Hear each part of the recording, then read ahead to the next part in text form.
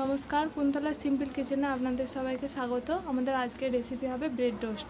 সেই জন্য নিয়ে নিয়েছি যে 4টে ব্রেড আর পেঁয়াজ, কাঁচা লঙ্কা এবং 2টো ডিম গুলিয়ে নিয়েছি ভালোভাবে। কড়াইতে তেল গরম করতে দিয়েছি, তেলটা গরম হোক।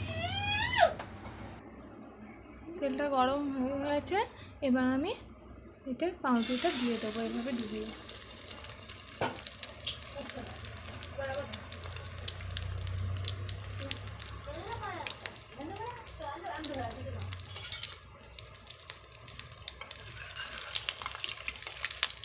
এক পিঠ উল্টে নেবো, এক পিঠ হয়ে গেলে এটা ভাজা ভাজা হয়ে গেছে। এবার এটা তুলে নেবো। এইভাবে আবার কড়াইয়ে দিয়ে দেবো, এইভাবে ডুবিয়ে পেঁয়াজগুলো ওপরে, যেহেতু এভাবে ডোবালে পেঁয়াজগুলো উঠবে না, সেই জন্য এইভাবে ডুবিয়ে পেঁয়াজটা দিয়ে এভাবে কড়াইয়ে দিয়ে দেবো। এবার আমি ব্রেডগুলো ভেজে নেব। আমাদের ভাজা হয়ে গেছে, ব্রেড টোস্ট হয়ে গেছে। এবার এতে একটু সস দিয়ে পরিবেশন করব। হয়ে গেছে, এবার আমি খেতে দেবো আমার ছেলেকে। ভালো হয়েছে, খাও খাও খাও। কেমন হয়েছে? বাহ বাহ বাহ।